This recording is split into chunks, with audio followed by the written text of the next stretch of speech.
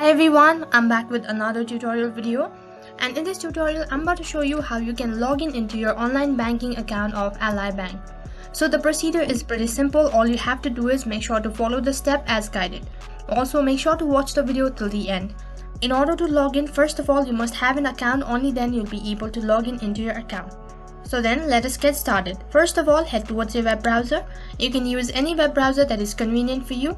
Once you open up your web browser, right on top there's a search box, so then type in the link, so that is www.ally.com.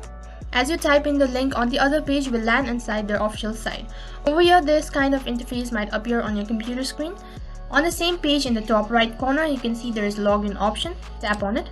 First of all you'll have to select your account type, so in order to do that tap on the arrow icon which is right in the corner.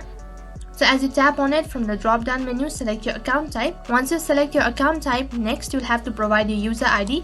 So make sure to enter the correct user ID that is associated with your Ally Bank account.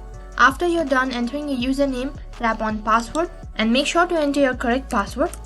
Once you're done entering all your information, make sure to review it once again, only then tap on login. So as soon as you tap on login, on the other page you will successfully land inside your online banking account of your Ally Bank.